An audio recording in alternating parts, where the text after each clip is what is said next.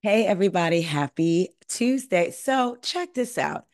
I literally did a video yesterday afternoon, like not late, but no, it was kind of early evening, rather, right? Did the video, was trying to upload it, and YouTube seemed to be taking a while. So, I X'd out of it, then re uploaded the video, retyped the caption, all that stuff. It seemed to be taking a long time. I could have swore that I hit publish because I was getting ready to come here and actually tell y'all, I hit publish and the video never even published. Actually, now that I think back about it, that first time I kept hitting publish and it just kept spinning. X'd out of it, did everything, and it said 30, it was going to take 39 minutes for them to do all the checks. But then I swear it went real fast and said they were done, and I hit publish. So I was like, I just happened to go check again before doing this video. Child, it was still sitting there like I had never published it. So I literally just posted a video that I thought had been posted yesterday. So you about to get two videos. Anyway, I hope y'all are having a great Tuesday. I'm gonna go ahead and choose positivity and say yes, I'm having a great Tuesday. Little things happen like, oh, you got this piece of news, that piece of news. And I was like, I'm determined, ain't nothing or nobody gonna steal my joy.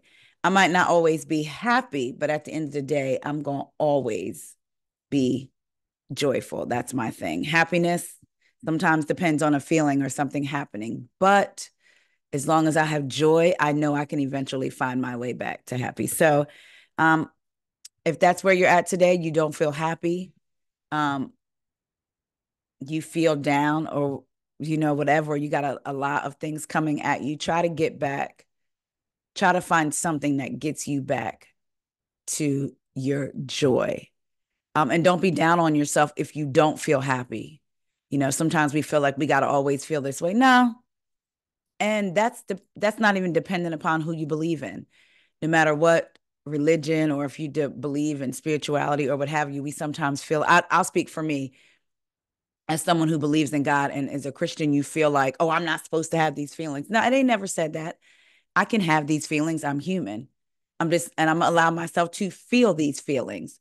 But I also have a joy that I know that I can get back to. So don't beat yourself up for feeling unhappy or just waking up feeling kind of like blah today. Um, we're allowed to have these feelings. So don't beat yourself up. So I hope that encourages somebody today. Because sometimes I know I'll be needing it too. And it's nice to hear it. I don't need a whole sermon on it, but it's nice just to hear a minute or two.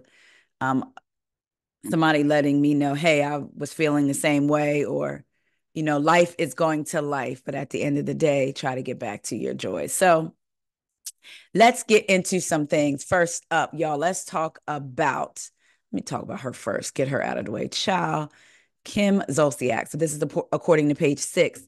Kim Zolciak celebrates Kenya Moore's RHOA firing. Best thing that could ever happen to that show. The unmitigated gall, the nerve. Anyway, let's get into it. Kim Zolciak is saying bravo to Bravo for firing Kenya Moore from the Real Housewives of Atlanta.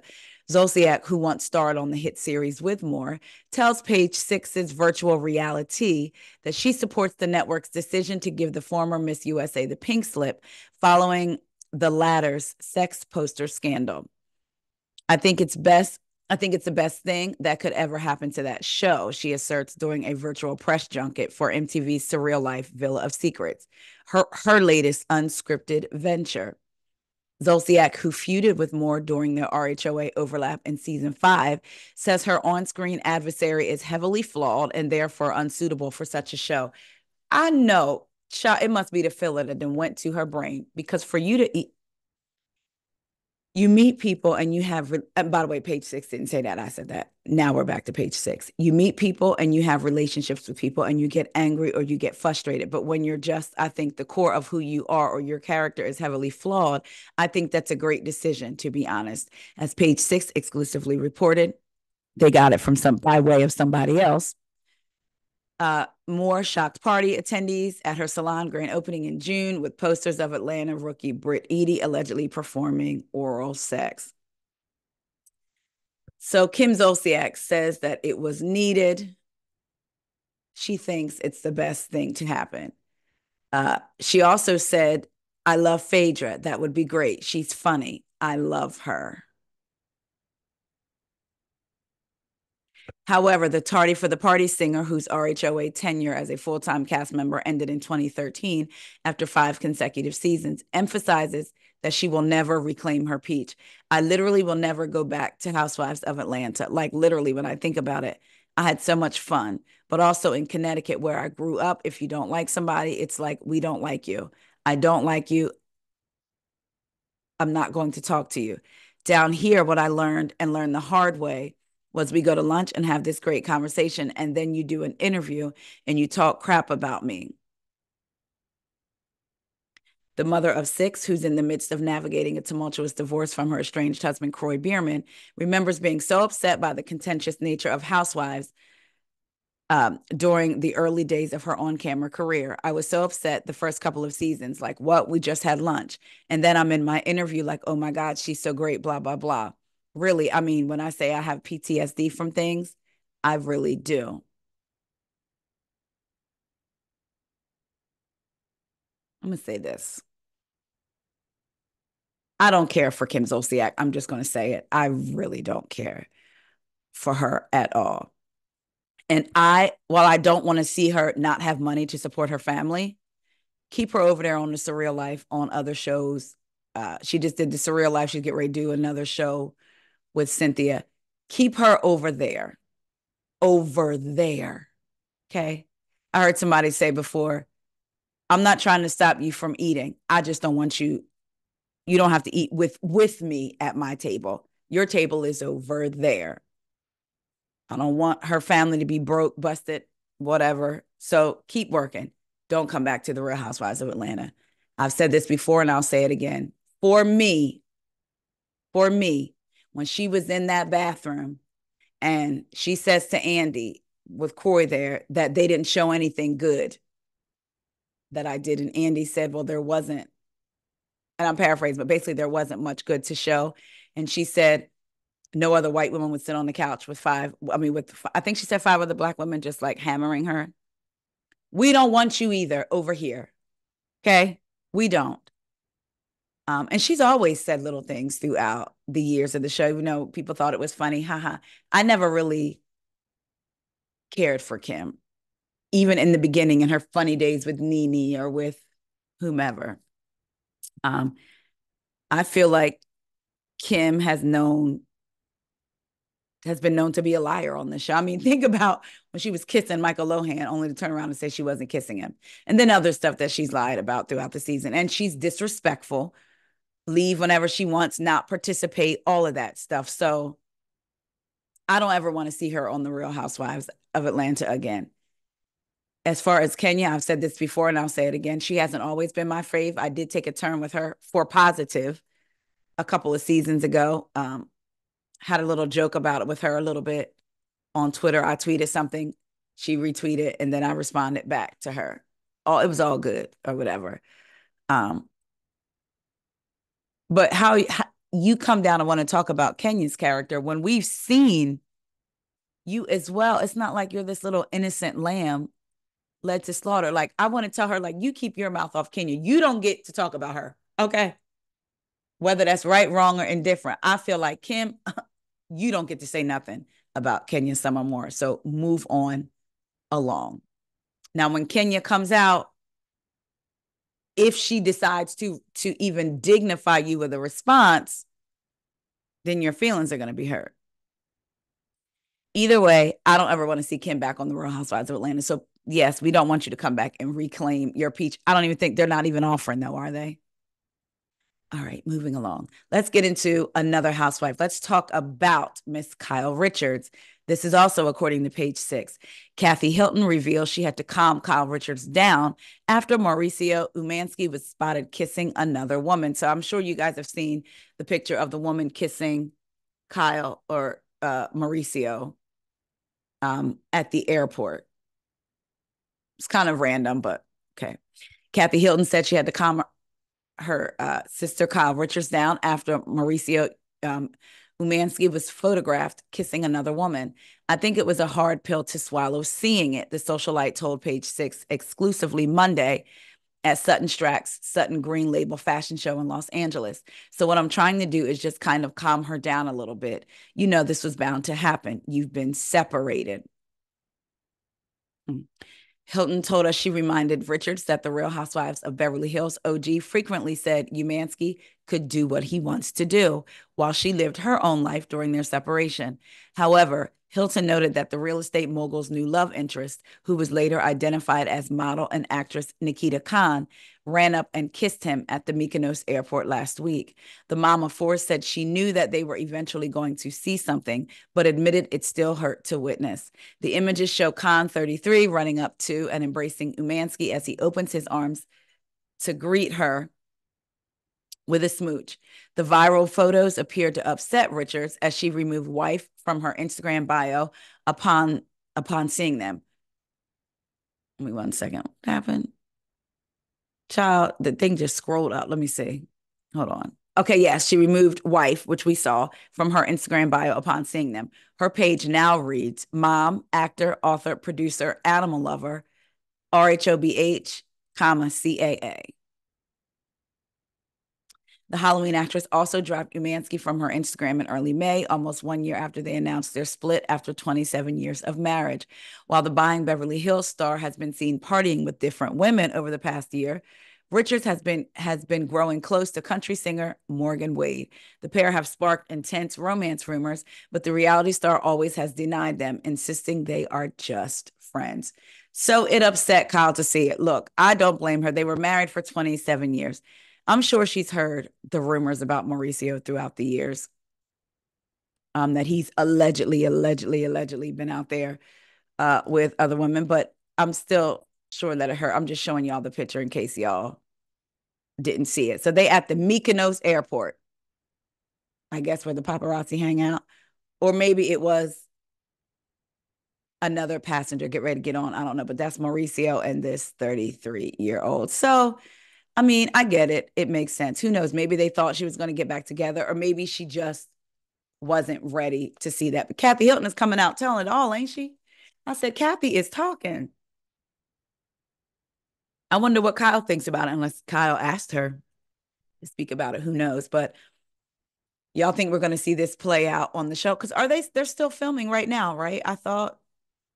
So maybe we'll see this on the show. Who knows? This may make me watch season 2 of Buying Beverly Hills. It would be interesting to see how the Real Housewives of Beverly Hills played out the divorce versus, or post separation / divorce, versus how Buying Beverly Hills plays it out. Because I didn't watch Buying Beverly Hills last season, but from the things that I saw of people who did watch both, they said they got more info about their divorce and their separation on Buying Beverly Hills. That's what it's called, right? Yeah. So we'll see. Moving on, y'all. Let's talk about Chris Brown. You know, I just had a passenger in my car like last week who wanted to talk. And we were talking about Tyler Perry, and this lady had come out and did this whole thing like Tyler Perry stole my movie, Divorce in the Black, yada, yada, yada. And then at the end, she revealed it was like a joke. But the lady hadn't got out of the car by the time the lady revealed it was a joke. So she was like, even if he did, I can't see these people stealing from basically not as popular content creators. And I'm like, they do it all the time. And they know that's what people will think. So they know that they will get away with it outside of Tyler Perry, even news or YouTubers or podcasters. There's been bigger outlets that will be looking at, reading, listening to smaller podcasts and smaller YouTube channels, smaller than them or smaller than their outlet, and then go report it. And people are like, oh my gosh, exclusive. And it's like, and no, it's not.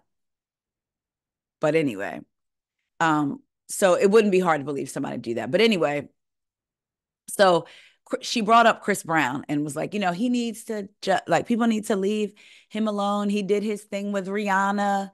That's over. he hasn't gotten into any trouble since. And I said, well, he actually has.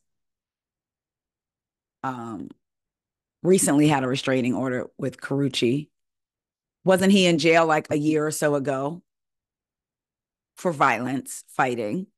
So it's not like he just had the one isolated incident with Rihanna. And I'm not anybody's judge and jury. I'm not over here saying this should happen, this should happen, this should happen. But what I'm not going to do is pretend like he had one isolated incident with Rihanna and grew from that, because he has not had just one isolated event. It has been more than one event. And again, as of last year, there was still a restraining order. And now we hear this. This is according to the Jasmine brand. Chris Brown sued for $50 million over alleged involvement in brawl, accused of brutally beating men with his entourage following concert. Chris Brown has found himself at the center of a physical dispute allegation once again. On Monday, July 22nd, attorney Tony Busby took to Instagram and revealed his firm filed a lawsuit against Chris Brown on behalf of 4 men, claiming the celeb and his crew brutally attacked them over the weekend. In the shared statement, the legal professional said, on Saturday night in Fort Worth, entertainer Chris Brown, along with his entourage, attacked and brutally beat several men who had just attended his concert. Multiple police reports have been made. Sorry, Sky. I'm saying sorry, Sky. I'm sorry. My husband texted me and my daughter's name was in the text, and I was like, but anyway. On Saturday night in Fort Worth, entertainer Chris Brown, along with his entourage, attacked and brutally beat several men who had just attended his concert. Multiple police reports have been made. At least one of the men beaten remains hospitalized. Touching on Chris Brown's controversial past, the statement continued. Chris Brown has a long history of violence. He has been arrested or accused of assault on at least 10 occasions. Enough. The Busby law firm filed suit this morning on behalf of the 4 men brutalized this last weekend in the hope of obtaining justice for these victims and putting an end once and for all to Brown's intolerable and thuggish behavior. According to documents obtained by TMZ, Yella Beezy, Cinco Siege, and Live Nation are also named in the suit. The alleged victims, Larry Parker, Joseph Lewis, Charles Bush, and DeMarcus Powell, are seeking $50 million and restraining orders against their alleged attackers. The men said things went south as they were preparing to leave the backstage area. Reportedly, while Bush dapped up Chris, someone from the No Air Singers crew reminded him of their ongoing drama. It's alleged that Chris then ordered his crew to attack Bush and his friends. I was at the Saturday show in Fort Worth. Chris Brown didn't beat anyone. So now these are people. However, fans of Chris Brown have already taken to X, formerly Twitter, to call BS. One person who allegedly was at Chris's show on Saturday claimed, I was at the Saturday show in Fort Worth. Chris Brown didn't beat anyone up. Shaking my head. People hate greatness. They're trying to ruin him. SMH. Another person said the altercation went down after unapproved men snuck into the VIP section. The people that were actually there waiting for a meet and greet said someone got into VIP who was not supposed to. So it sounds to me like these men showed up looking for a fight with Chris. Chris has done meet and greets with several of his male fans during his tour. He's not going to attack someone for no reason. His child and mother were also there that night. So if they came in there to start S, Chris is going to protect his family, period. Now that is fair. I want to know, the first one said that they were at the concert and Chris Brown didn't do anything, but it says it happened backstage. So how would you know? Unless you were also backstage. I will say that, like, if you attended the concert, I would hope if he got into an altercation, it wouldn't be on stage. So for me, that one is kind of like, well, unless you were backstage. The other one is now saying that there were people at the meet and greet. Now, and she said, this person said, so it sounds to me like these men showed up, which leads me to believe that you weren't a part of the meet and greet either. So you wouldn't know for sure. I don't know. Now, I will say this. If people came backstage that weren't supposed to be there and my kids and my mother is there, I would think that security would be called. And maybe sometimes it may be calls for you to have to get in a little scuffle. I don't know, because we weren't there. We don't know. We just know what's being reported. But I'm going to go back up because, again, they're trying to say that The men said things went south as they were preparing to leave the backstage area. Reportedly, while one of the men named Bush dapped up Chris, someone from Chris's crew reminded Chris of their ongoing drama. And it was then that the altercation took place. I guess I was going to say, I guess we'll never really know the truth, but maybe we will. It just depends on what comes out in this case. I don't know. I can't say for sure that he was at fault in this one, if you had to protect your family. But also, if this is true, like someone, like you were fine with him until someone from your crew was like, hey, you got beef with him. Then I'm like, well, what was the beef? Why did you have your crew? I don't know. I don't know. I'm just telling y'all what they're writing. It does seem like when he's around times that violence kicks off. I'm just going to say that. Moving on, y'all, let's talk about Kamala. So we know that President Biden has dropped out of the race and has endorsed Kamala. I'm going to say this. I was going to come down and talk about it. And normally things that are going on in the world, whatever, what have you, don't really get to me, meaning I feel what's happening and what's going on, right? But it doesn't like weigh on me because I feel like things have got to work out.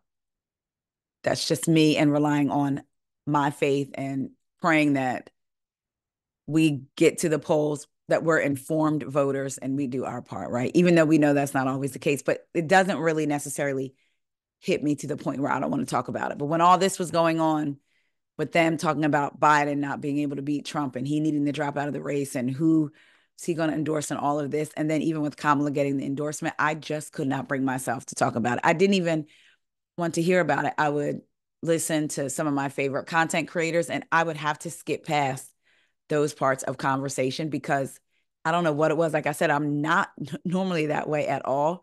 I just couldn't talk about it. And I don't know why. It just felt a heaviness to me that I wasn't used to feeling. So I didn't really want to get into the things, but I do want to get into this. I thought this was interesting. So Kamala Harris secures enough delegates for Democratic presidential nomination, plus gets permission from Beyonce to use song Freedom for her campaign. Now, this is according to the Jasmine brand. Kamala Harris is one step closer to being the official Democratic nominee as the presidential race continues. Last night, Monday, July 22nd, the current vice president earned enough delegates to secure a nomination based on an Associated Press survey. Delegations from states like Texas and Kamala Harris's home state, California, gathered to show their support and ultimately, along with other states, helped her surpass the required 1,976 delegations. Although she was the only candidate discussed, she may not have to wait until the Democratic National Convention in Chicago next month to be officially announced as the nominee. Convention delegates can still vote for whoever they want, and Democrats can also hold a virtual roll call ahead of the DNC. Reacting to the success so far, Kamala Harris said she is grateful to President Biden and everyone in the Democratic Party who has already put their faith in me, and I look forward to taking our case directly to the American people. And she's already hitting the campaign trail. Earlier yesterday, she gave a televised speech during a campaign event in Milwaukee, marking the first since President Joe Biden exited the race and endorsed Harris. She notably walked out to Beyonce's hit song Freedom, which appears to be serving as her official campaign anthem. Apparently, the Grammy winner, who is typically strict about the usage of her songs, gave Harris permission just hours before her speech, a source told CNN. Although Beyonce has yet to join the ranks of celebrities who have endorsed Harris, Beyonce's mother, Tina Knowles, made it clear Harris has her vote. She posted an image of her and Harris standing together and wrote in the caption, "New, youthful, sharp energy. You asked for it, and our President Biden did what was best for the country, putting personal ego, power, and fame aside. That is the definition of a great leader. Thank you, President Biden, for your service and your leadership. Go Vice President Kamala Harris for president. Let's go. Hashtag Kamala 2024. So she's got the endorsement. She has raised a record-breaking amount of money. And one person from her past has come out to speak up. This is also according to the Jasmine brand. Montell Williams warns press to think twice before bringing up his previous brief relationship with Kamala Harris amid her presidential campaign. Former talk show host Montell Williams, I used to love watching that show, y'all, is warning reporters not to bombard him with questions about his previous relationship with Vice President Kamala Harris. As you may already know, news broke over the weekend that President Joe Biden dropped out of the 2024 presidential election race and endorsed Kamala Harris as the Democratic Party nominee. Following the historic news, it didn't take long for the media to dig up old photos and footage of Montell Williams and Kamala Harris from when they dated in 2001. Back in 2019, the daytime TV personality shared a post on X, formerly Twitter, defending Kamala's candidacy for vice president. He also noted that he had great respect for the now VP. At Kamala Harris and I briefly dated about 20 years ago when we were both single. So what? This is what he wrote in 2019. I have great respect for Senator Harris. I have to wonder if the same stories about her dating history would have been written if she were a male candidate. More recently, Montell has taken a similar stance regarding the latest resurfaced footage circulating of the two at the Century Plaza Hotel in Century City, California, in May of 2001. He reportedly shared, I've said what I'm going to say about the thing that keeps trending. My friends in the media should think twice about wasting time on a 20-plus-year-old picture. You will find doing so will earn an unpleasant reaction. On the political side of things, it's reported that Montell will be backing Kamala as the next POTUS. According to the actor, he'll vote for whoever can defeat GOP nominee Donald Trump in the upcoming election on November 5th. Montell also showed his willingness to support Kamala by reminding users that he retweeted a Kamala endorsement message from Maryland Governor Wes Moore. So Governor Wes Moore tweeted, today I am proud to voice my full support and offer my full endorsement to Vice President at Kamala Harris to be the Democratic nominee for President of the United States. I believe that was on July 22nd. And Montell Williams retweeted it and said, reminding folks I retweeted this. So he said, don't be coming up here asking him about his brief relationship, dating history with Vice President Harris back in 2001, 23 years ago. He said, I'm warning y'all, y'all gonna get an unpleasant response. Don't do it, don't do it, don't do it. All right, y'all, let me know what y'all think about the things we talked about. Kim Zolciak and her thoughts and feelings on Kenya Moore, Kyle, and how Kathy Hilton had to basically talk her down with regard to her seeing the footage picture of Mauricio and the woman he's allegedly dating kissing at the Mykonos airport, which was convenient. This issue with Chris Brown and this fight and now lawsuit that he finds himself a part of, Kamala getting the endorsement, securing enough delegates, and Montell telling y'all, don't do it. That tea is over 20 years old. All right, y'all, I love y'all so much. I'm going to get back out on this road, and I will talk to y'all later. See ya. Oh, by the way, I was going to do my Dubai review for the podcast for today. But like I said in the video that I just posted right before this one, and then I'm going out to dinner with my family. So I'm going to discuss last week's Dubai and this week's Dubai with a special guest. We will be recording tomorrow night, Wednesday, and it will be released for Friday's podcast episode. So we'll be back. I'm not going to say we'll be, because I keep saying Friday's podcast episode will be released and we'll be discussing the latest two episodes of Dubai. Caroline and Ian also went live and someone sent it to me and I watched that. So we'll probably discuss that, what they talked about there. So, and then my Orange County recap, because I did the first one. I did last week's, yeah. So then this week's coming up this Thursday. That will be released on Tuesday's episode of the podcast. Not sure if I'm going to have a guest or not. I don't know if I'll be able to because I'm going out of town on Saturday. So, all right, y'all. I may come back here and talk to y'all later. I love y'all so much. And remember, it's okay to allow yourself to feel the feels. We have feelings for a reason. We were created. God created, who I believe created us, and whoever you believe created us with feelings for a reason.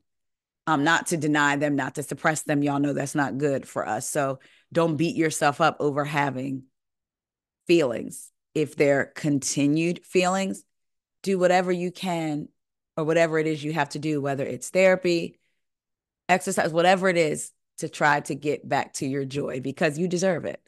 Love y'all, and I will talk to y'all later. See ya.